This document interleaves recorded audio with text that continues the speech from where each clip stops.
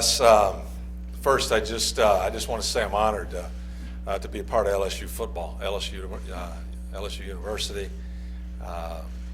It's been a special time these last few weeks. My wife's here in town with me, and we're excited to be here. I think the first thing that comes to my mind is getting to know our players. I had a chance yesterday to be a part of a team meeting, and in the next 3 or 4 days, I'll get a chance to visit with every one of these guys. A few of the offensive guys came through this morning, so I'm really excited about getting to know our players, and I know this offensive staff. Really looking forward to working with these guys. Came down in the spring a few years ago, had a chance to watch spring practice, had a chance to bring my family to a national championship game a few years ago, and I can tell you one thing: I've seen every LSU football game for the last 8 years, and I can't tell you how honored I am and how thrilled I am to be here and be a part of this program. It's one of, if not the greatest, football program in this country. I'm glad to be a part of it. Looking forward to doing my part and get my family down here. So, with that, well, let me add one thing. First, just Les, just thanks for bringing me here. I also want to say thanks to Joe. Joe had a huge part in this, and I know other people get involved anytime someone's hired from the outside coming in, and I know a lot of effort went into getting this done. I'm greatly appreciative of that. I know my family is as well, and I just want to thank you for doing that. Joe, I see you back there as well. I want to thank you, and we had a recruiting meeting this morning, and we're off and running. So with that being said, any questions? You want to take questions? Coach, down here, the last guy who came in, Coach Crackthorne, made it clear that he would adjust LSU's terminology and in some cases, to the actual scheme. Will it be the same way with you or the other way around? You know, it's anytime you come into a new program, in this case, we've got a great foundation. We've got a great foundation that we can build from, and I think Les just said it. We want to build. We want to build on what we're doing. We want to improve on what we're doing. The first thing that we're doing. I need to know everything that Zach knows. I need everything that Steven knows. I need to know what our guys know. I've seen a lot of games, and it's a great system. And now, I just want to build on it. Challenge our guys to get better at some things.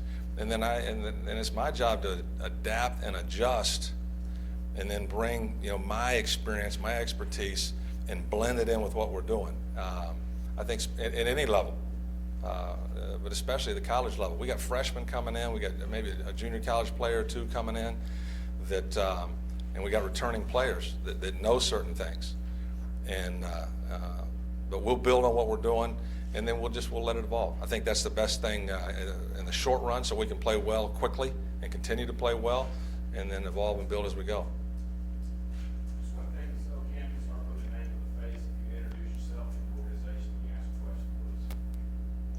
Coach in the middle, Matt Moscona, ESPN Radio Baton Rouge. Do you foresee any challenges, or what do you foresee as maybe some of the challenges transitioning back to the college game after being gone for a decade or so? It's how can you not be in love with the direction the college game is going?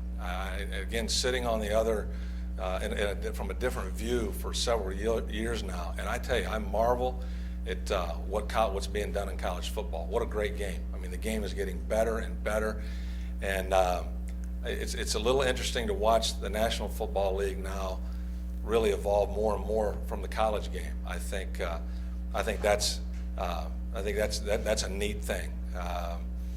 We've always felt like, as coaches, Les and I came up together as young coaches, and we've always felt like we need to adapt, whether we're pulling things from the NFL or you're on the other end pulling things from college. Is football. The hash marks are different. The rules are, there's some slight differences, but those are even becoming more and more alike. I don't see any major issues there. Brett Martell with the Associated Press. Somewhat similar question, but maybe you could expand on why the evolution of major or elite college football lends itself to the hiring of a long-time NFL offensive coordinator, just in terms of the current talent level and the current strategies, stuff like that. It's a good question, and I think I think the bottom line is we're all, whatever level we are, we're teachers. And I've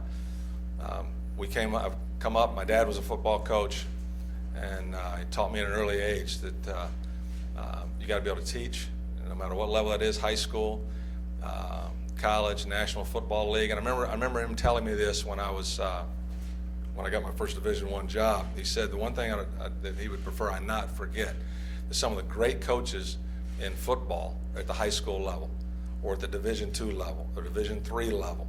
There's great coaches at every level. We're just fortunate to be able to coach at the highest level. And I've been fortunate to coach some of the National Football League. So I think I think coaching is coaching, and I think the biggest part of that, no matter how you try to match all this together, you gotta have a staff that can work together, and players that want to be taught, and guys that can teach it, and get done what we're trying to get done, and represent the program. Our offense, needs to will represent our program, not just our offense, how it fits with our defense, special teams, and all the things that Les has brought to this program. So, but I think teaching is the most important thing. Cam over here on the right side, Michael Copple, WBRZ here in town. Could you talk about your offensive philosophy? What you expect to have an identity for this offense? Does it mirror that of Les's, seeing how you all have similar roots? And I guess for those of us that aren't familiar with your game or your style of game, describe that a little bit for us. Well, it's the LSU football style already. It's physical. It's tough. It's bringing guys that football's important to them, guys that are smart, guys that know this game, guys that understand that there's three phases to football. No, it's not just offense. We're charged on offense with taking care of the football. LSU historically, and under Les's guidance, has been one of the tops in the country. I think we were in the top 5 this past season. There's nobody in this sport winning games turning the football over. Does that mean you play conservative? Absolutely not. You play smart, aggressive football. It's got to have a physical nature to it. That's the way we were raised. I mean, and we're not apologizing for it. And I got a lot of that. I was in an office about that little corner over there with a guy for a few years, that one of the toughest men I've ever been around. And I know what he brings to the table. I know the mindset this team has, and our offense is going to carry that torch as well. I think now, all right, within that, okay, what can our players do best? And it may vary a little bit from year to year. All right, if you got great running backs and you don't run the football, all right, if your quarterback is a two-dimensional guy, or just a thrower, or a super bright guy, you could tweak. We're going to adapt and adjust to what our guys can do, what our best players can do best. I know that's what we've always done, and we've got a lot of options here. There's no doubt about it, because we've got a lot of good players. So doing what our guys can do best within those other things we talked about, being tough, physical, and obviously playing extremely fast, which we got guys that can do that. Coach over here on the left, Shay Dixon with 24/7 Sports. I'm curious as to how you feel about getting back into the recruiting game after being in the NFL so long, and what what sort of areas of expertise do you bring there in terms of geographic locations and connections and things like that? Well, one, I'm thrilled to be back in recruiting, because recruiting is, when you look at why we do what we do as coaches or teachers, it's a relationship business. It's a relationship proposition, and to get the opportunity to get back in homes and having kids, a lot of kids coming here tomorrow and this weekend. Obviously, I'm excited about recruiting, and we had a recruiting meeting this morning, and I mentioned this to Les. Recruiting, our system of recruiting here, it's impressive, and it's the kids that are choosing to come here and play, and come to school here and get this education. It's not happening by accident. I mean, you look. I was in this building yesterday. I've seen the academic center, and you talk about a group effort. I mean, the amount of people that I've seen in a short period of time that are involved in bringing all these, these young men here. I've never seen anything like it. And I meant it when I said it. I'm honored to be here. I'm excited to be a part of it. And I know, just like anywhere else, I got to do my part, and I'm prepared to do that. Hey Cam, here on your right, Gary Laney with ESPN.com, Go Tucker Nation. Two quarterback questions. One was Zach. You'll be his 5th offensive coordinator in 4 years of actually I guess 5 years of college ball. Talk about how you might want to handle that situation given the number of different guys he's gone through. And as a follow-up, most of your experience seems to have been with more of the passing quarterback, but you had that one big departure in Indiana with Antoine Randall. Right. Talk a little bit about the difference in handling him as opposed to some of the other guys you handled. Well, it's a great question because it's a critical question, and it was I ran into Zach in the hallway yesterday, and the one thing I just wanted to let him know is that I'm coming in with I'm all ears at this point, because a guy gets into his 4th or 5th year, and you think about the guys that play at this level. I've had great high school careers. You're in your 4th or 5th year, and there's certain things you like to do. There's certain things you're really good at, and that's one of the first things within this system. And what we're doing is just what does he like most, and then we have a chance to talk about, well, why do you like that? All right, well, and so I need to get some of the whys from him, and I think especially at this time in his career, do everything that he can do well. Young guys, it's a little bit different. You can develop some things. You want to expose them to more things early on, and really try to expand what they can do. And that doesn't mean we aren't going to challenge Zach. I mean, we are. I mean, we're gonna test every limit he has and see what all we can do and build on. It's kind of going back to what we talked about earlier, just building on what we're doing. But I think you really need his input and get feedback from him. That'll be the first thing that we'll do. And then having again, you mentioned Antoine Randall. That just goes back to doing what guys do best. So there might be a case where even in spring practice, when one quarterback's in there, if you've got 5 quarterbacks, or very seldom you got 5 guys that can all do the same thing.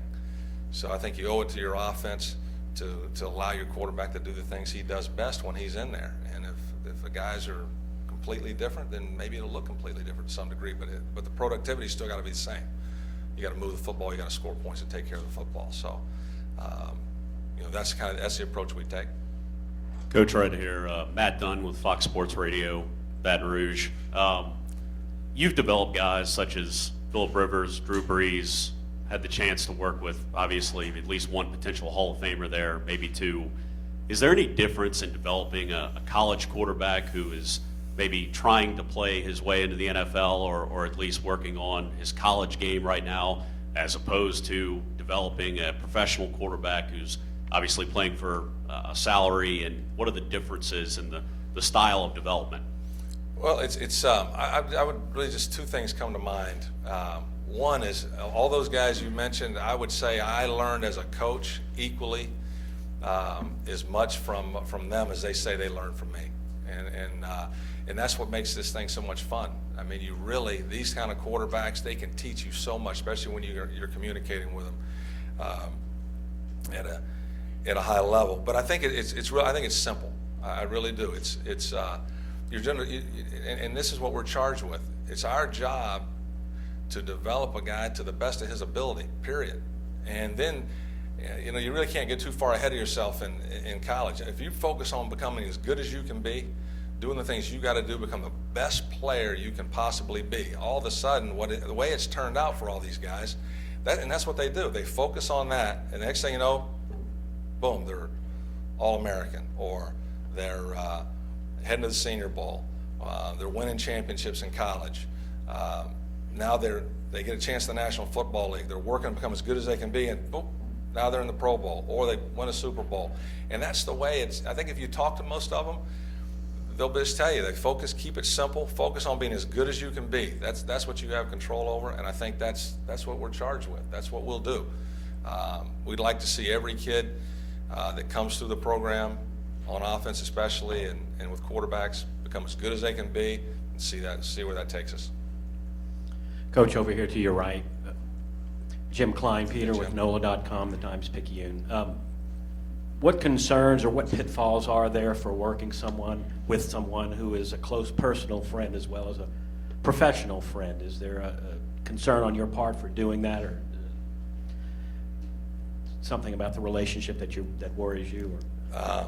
I would say this: the past 5 years with John Harbaugh, I would not trade for anything in the world, and we're still great friends to this day. I think when you love somebody, it's easy to just look at each other in the eye and know that we love each other unconditionally, and we understand how things in football or just in things in general can play out. But it is an opportunity of a lifetime to work with people you care about, and there's no downside to it in my mind, because the relationship is still always trumps everything.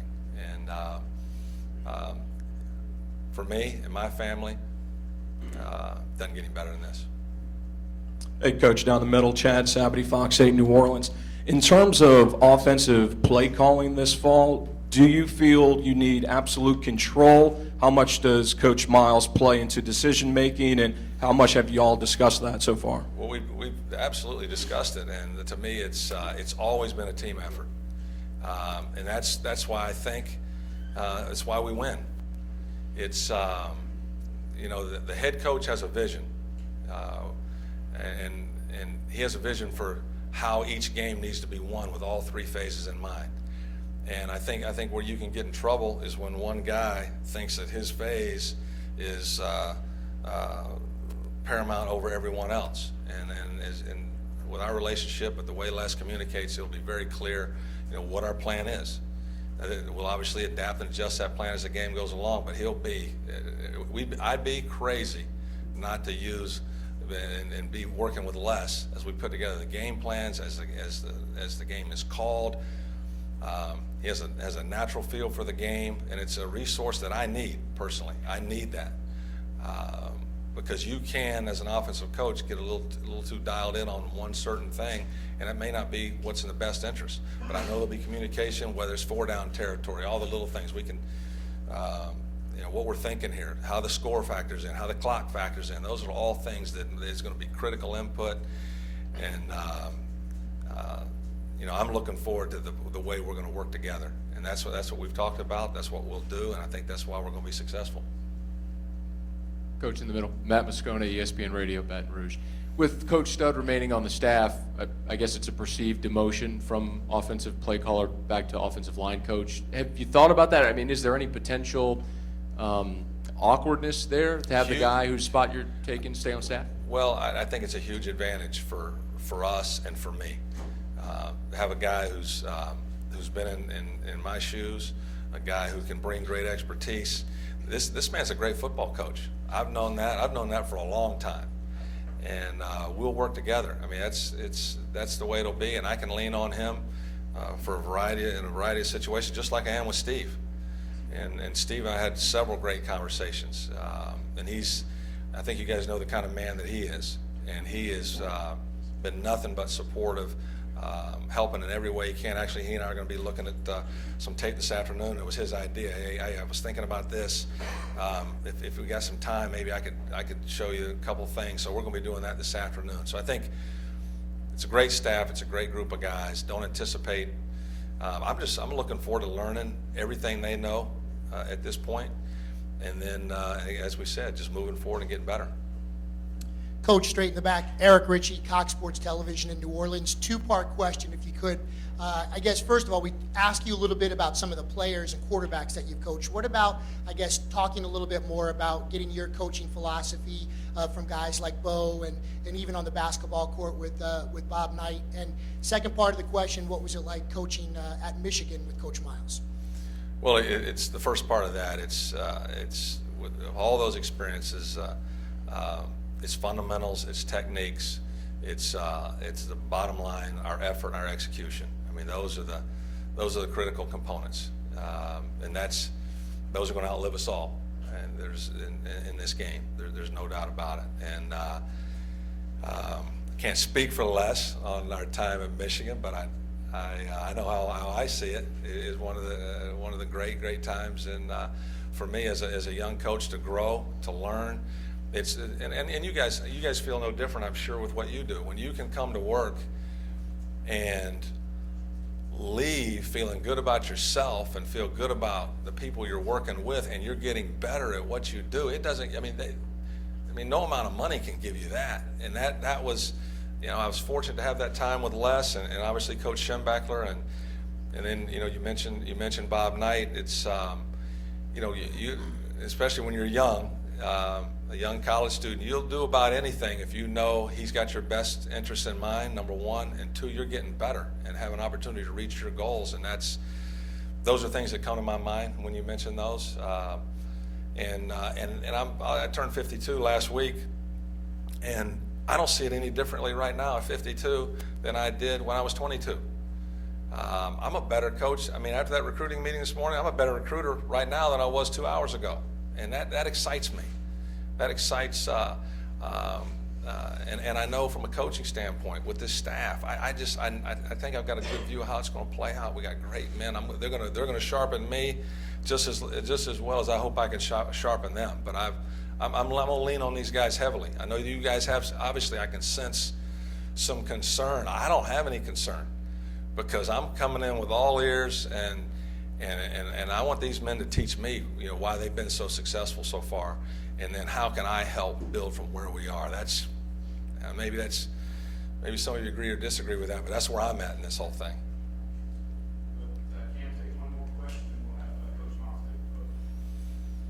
Cam talked about one guy having a vision, and sometimes that trumps it. You also talked about your relationship with Les. To use a Lesism, do you have the chest, I guess, to stand up to the coach when he's the guy that's wrong?